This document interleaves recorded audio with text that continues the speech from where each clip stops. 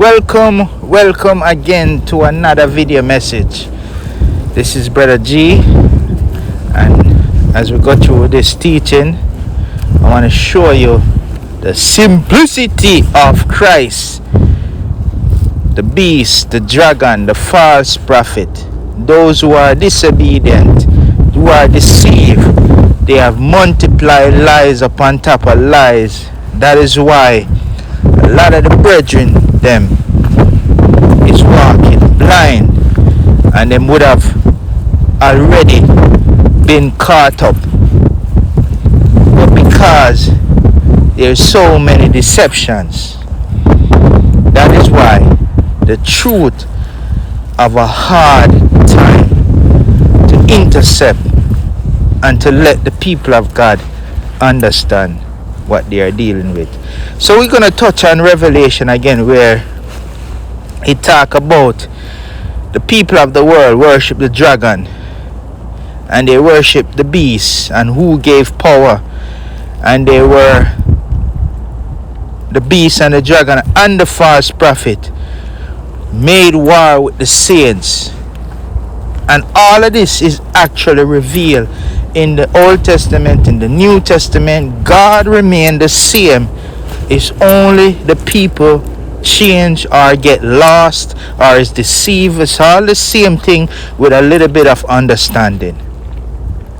So here we have the dragon and we have the beast, and they saying, who is like unto the beast? And there's a lot of explanation have to be, because there's a lot of weed that has grown in the kingdom, and God have to ordain people to cut away those weeds. And so as I speak today and teach today through this medium, I pray that when this word hit your ears, you will hear what the Spirit is saying to the churches. I want to go through this teaching very slow. So let's identify the dragon, and let's put this caveat in there. The dragon is a spirit, the beast is a spirit, and the false prophet is a spirit. Even Jesus taught in the New Testament, which is John 4, I repeat, John 4, where it says God is a spirit, and they that worship him must worship him in spirit and in truth. So let's go slowly. Let's identify who is the dragon, because this was given to us, and we make it, and me make it, but I was taught. So let's identify who are the dragon. Let's run back to Ezekiel, and he said, speak and say, thus said the Lord God, behold, I am against thee, Pharaoh, king of Egypt, the great dragon that lieth in the midst of his river, which had said, my river is mine own, and I have made it for myself. Understand plainly from the Old Testament, as the prophet is revealing that Pharaoh, the king of Egypt, at that time was the great dragon which lie in the midst of the rivers. Now plainly, this man attack high spiritual language. That's why enough our lost. When he lie in the midst of the rivers, it just simply means he is lying amongst other nations. That's basically what we are saying. He's lying in the midst of the rivers. Deep behind. So right here we can see who is the great dragon, right? But remember now, I'm only laying the groundwork for people to understand as we come in this time. God is a spirit, and also the dragon is a spirit. So therefore, as I run along with this teaching, don't look for physical Egypt today. It's a spiritual thing. Don't look for physical Israel today. It's a spiritual thing. So this is the revelation that was given to me, and may I let it go. So let me add to this. The dragon is like unto a serpent that we read in Genesis.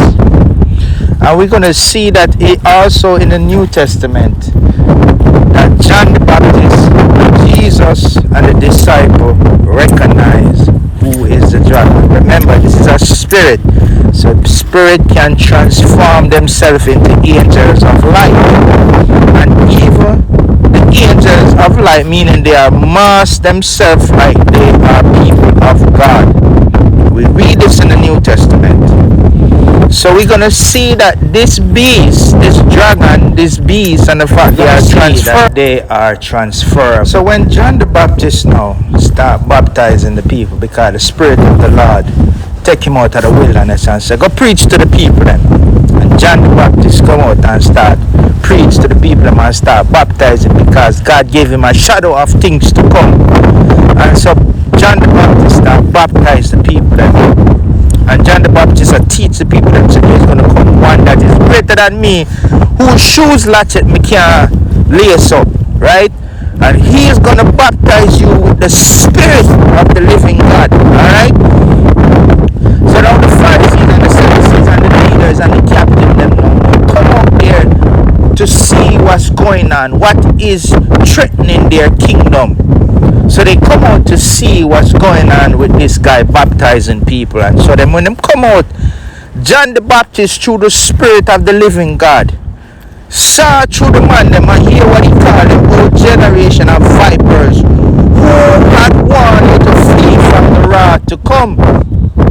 So they are a brood of vipers, and vipers, as I told you before, is the same as dragon, the same as serpent. So these leaders, these Pharisees, these religious lawyers had the spirit of the dragon, and they are the one who stand before the people, not teaching the people the right way of God, but they stand in place of God, and they blaspheme God by the things that they do and say. And this is part of the revelation. So remember now, as I told you before, that the spirit of the dragon, the spirit of the beast, and the spirit of the false prophet, these are transferable.